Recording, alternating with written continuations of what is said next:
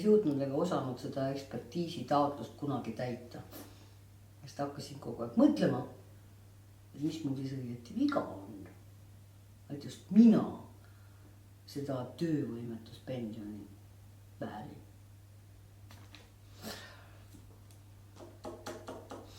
Ent raha oli hädasti vaja. Ravimid ise juba tollal.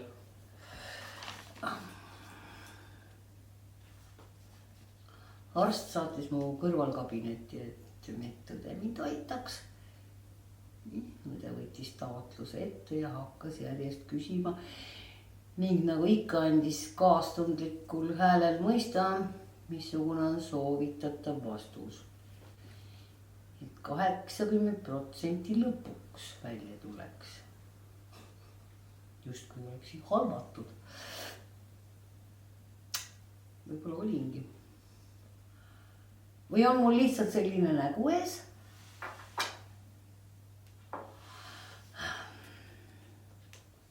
Enne tähendas 80% umbes 200. Tollal aga juba 220 euro suurust toetust iga kuu 5. kuupäeval. Sel hommikul on pankade juures pikad järjekorrad. Sellises olukorras on see suur raha. Küll aga kindlasti mitte piisav.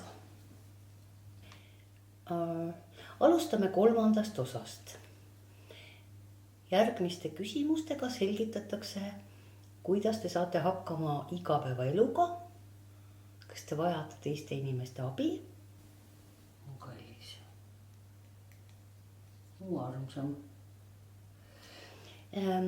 Või mingeid spetsiaalseid abivahendeid, puudest tulenevate takistuste. Ma ikka veel kardan kohutavalt võõrastega suhelda. Kohutavalt. Ületamiseks.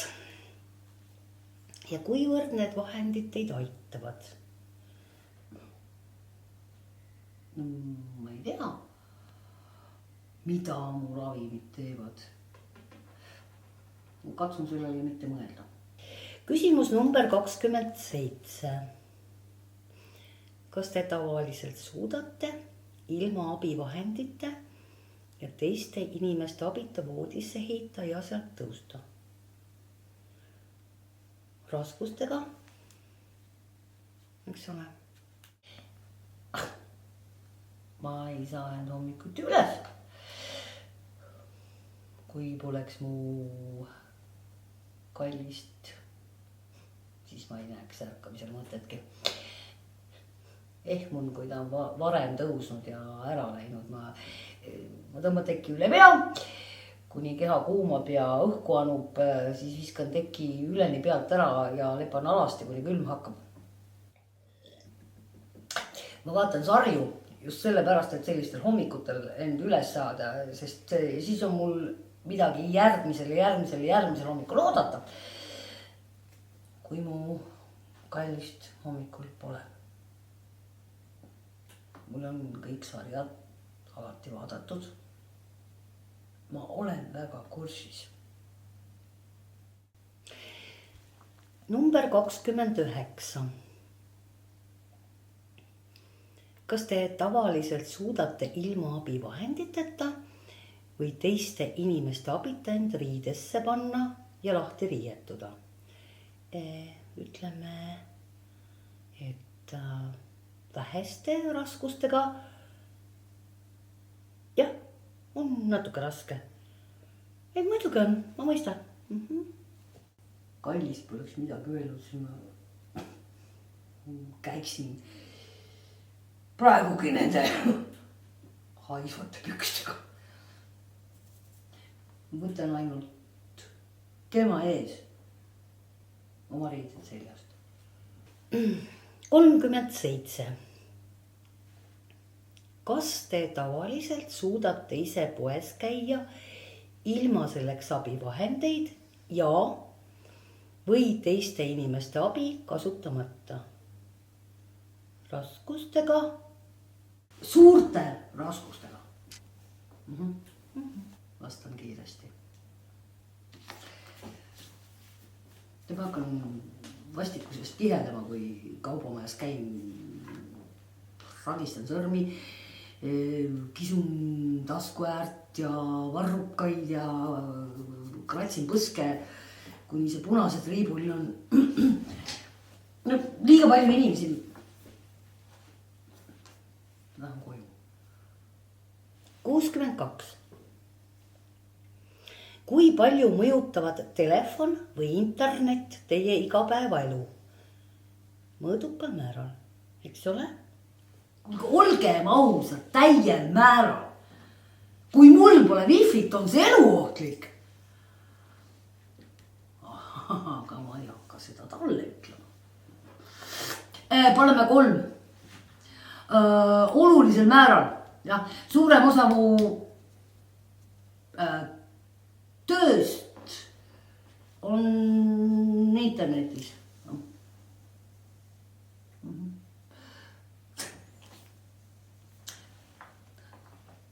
Viimane kord, kui ma oma kursakaaslastega kohtusin, pudesin seda 3 ööd järjest.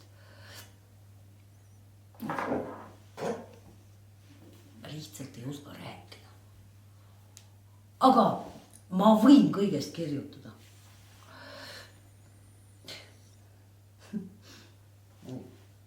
Võttis pärast 3 suitsu kliiniku ees, et sellest küsitlusest maha rahuneda.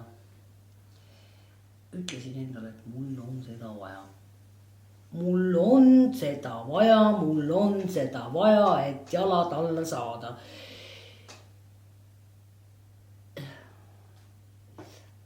Vaatasin üles kliiniku akendesse. Teisel korrusel, kus istuvad kõige hullemad. Oli ühel aknal rivakaardil üles tõmmatud ja üks poolsuletud laugudega naine vaatas mulle otsa silma. Mõtlesin, et kas peaks lehvitama. Et otsustasin siiski mitte.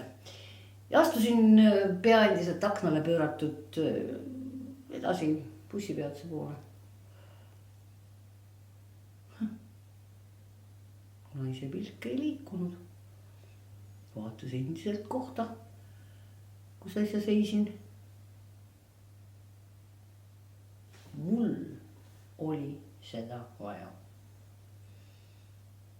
Ma vajan.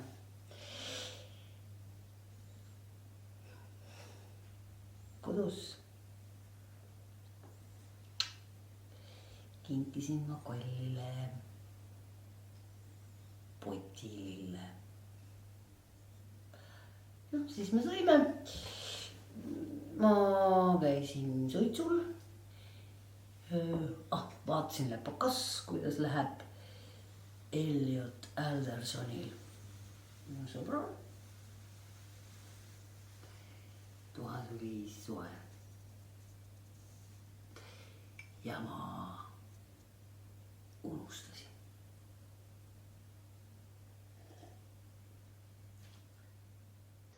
The two of us sit there week after week. Her knowing the hours for me knowing that she's working, friends asking if it's working, her asking why I'm asking if it's working. But she's sensitive.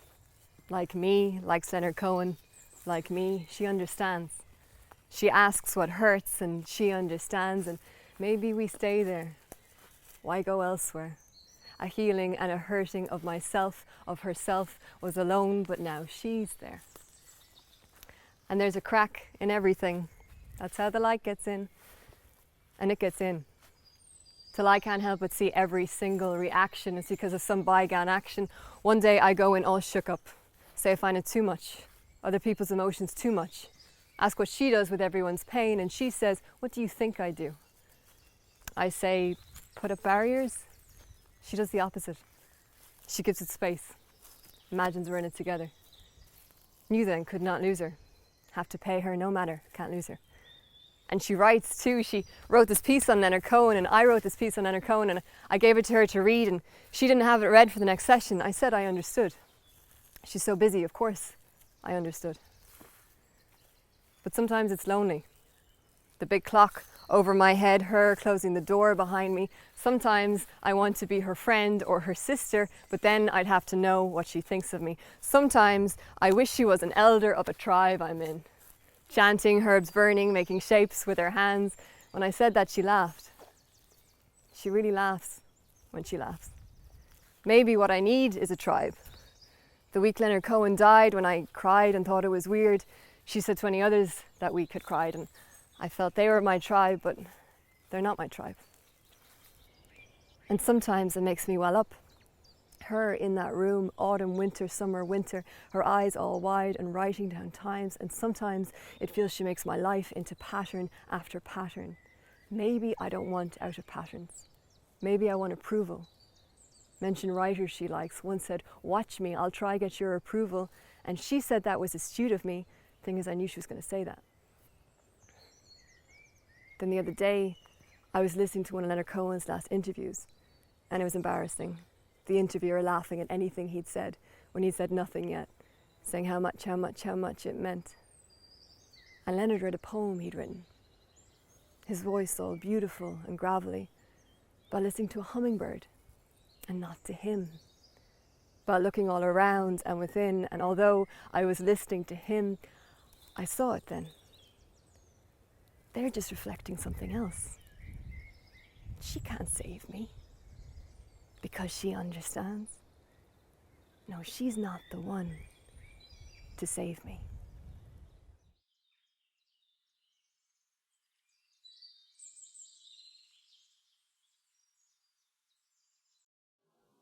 Ma ei suuda enam muud moodi kirjutada, kui kirjuta sulle. Algus ei suutnud sulle kirjutamisega alustada. Nüüd ei suuda enam muud moodi, kui kirjutada sulle. Kirjutada sulle enda elu päikesest. Nendest võõrastest, kellega raudselt olen kohtunud, keda ma välja olen mõelnud, aga lihtsalt nime ei mäleta. Ja need võõrad ei ole isegi nii olulised ja suursugused nagu sina. Need võõrad jäävad lihtsalt meelde, sest pea on prügikast. Sinuga ma suudan olla aus. Me ei räägi enam muidugi, vaikime vahepeal mitu päeva. Kuniks sa kirjutad, sest sa oled purjus. Kuniks ma kirjutan, sest mul on paha olla. Kuniks sa kirjutad, sest see on nii vale, et see on juba õige. Kuniks ma kirjutan, sest ma kirjutasin midagi. Lõpuks kirjutasin midagi ja ma ei suuda muud moodi kirjuta kui sulle. Ja ma tahan, et sa loeksid mul luuletused läbi ja ütleks, et need meeldivad sulle. Isegi kui sa ei tea luulest mitte midagi. Isegi siis, kui sa tead luulest kõike. Isegi siis, kui ma tean, et me ei tea üksteist, aga arvan, et teame. Isegi siis, kui ma tean, et sa tead mind, aga arvan, et ei tea. Isegi siis, kui ma tunnen, et pean vabandama, et ma olen liiga aus. Ja sa võtad enda sõnadega mu juuksesalgud kõrvadele ja sosistad. Pole midagi. Ma ei suuda muud moodi kirjuta, kui kirjuta sulle. Kirjuta sulle arvutis, mitte paberil, sest sa loed mu käekirja välja ja see on liiga aus. Kirjuta sulle morsekoodis, mida laulab sinu astmaatiku hingamine, mida laulab sinu vast kopsupõletikust taastuv süda. Hingamine 1, 2, 3, ohe 1, 2, 3, hingamine 1, 2, 3, naeratus 1, 2, 3. Ma ei tea, mida sa tunned, aga ma üritan. Kuniks sa kirjutad, sest et sa oled purjus. Kuniks sa kirjutad, sest see on nii vale, et see on juba õige. Kuniks ma kirjutan, sest ma kirjutasin midagi lõpuks, kirjutasin midagi ja ma ei suuda muud moodi kirjuta, kui kirjuta sulle. Ja ma tahan, et sa loeksid mu luuletused läbi ja ütleks, et need sulle meeldivad. Isegi kui sa ei tea luulest mitte midagi. Isegi siis, kui sa tead luulest kõike. Isegi siis, kui ma vaikin end maha, trambin end kildudeks. Isegi siis, kui sa hammustad tükid küljest. Isegi siis, kui ma ei tea sinust midagi. Isegi siis, kui ma tean sinust kõike. Isegi siis, kui ma ei leia kõla. Isegi siis, kui sa ei vasta. Ei vasta. Ei vasta. Isegi siis, kui sa ei vasta. Isegi siis, kui ma võtan enda julgus arvata, et ma olen sinust lahti lasknud. Isegi siis, kui sa lammutad, tirid pooleks, tirid tükid küljekst. Isegi siis, kui ma ei oska enam, ei suuda enam muud moodi kirjutada.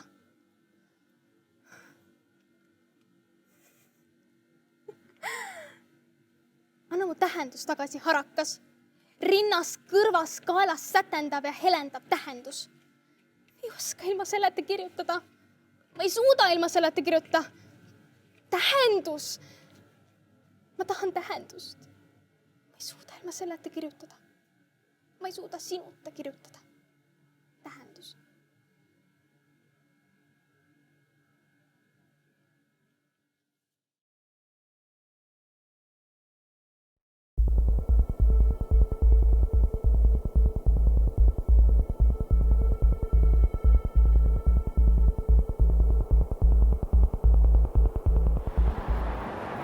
Rääkisime kui kaks sõpra muista, et mis meist saab, mis see tulevik toob. Lähen alati su lahenduse peale närvi, sest 10 korda lahkame seda teemat ja 10 korda jõuame ainult alguspunkti tagasi, et vaatame, mis meist saab. 3 kuud juba vaatad, ehk saaks siis ka juba midagi. Ei saa, ütled sina.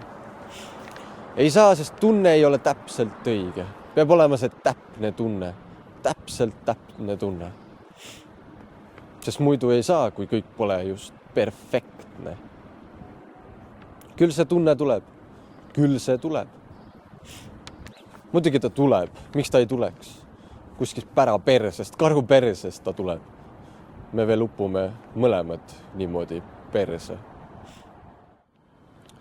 Ei sind saa kaotada, kui sind pole veel võitnudki. Ja ma ei tahagi sind enda omaks, sest ma kardan, et tõmban su sinna, kuhu kõik eelmisedki tõmbasin. Aga ehk peaks ikkagi proovima, kallis. Kallis kõlab imelikult, natuke perversselt. Aga ehk peaks sellesse kasvama. Nii nagu meiegi peaksime teineteise hinge hõlmadesse kasvama. Või kuidas?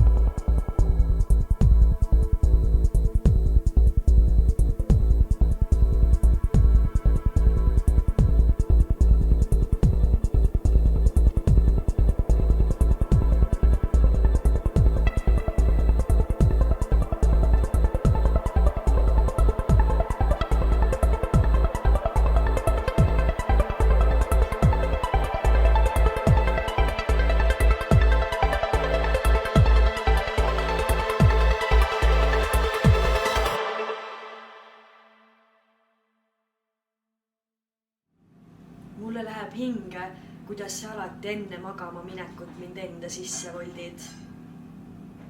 Aga kuidagi juhtub nii, et ma ei lähe kunagi kortsu, vaid jään hoopis magama. Minu piirjooni oskad ainult sina näha. Võib-olla sellepärast ma ei kortsugi. Sa voldid mind enda sisse ka siis, kui su külmik mu peale uriseb ja su veekann mu välja vilistab.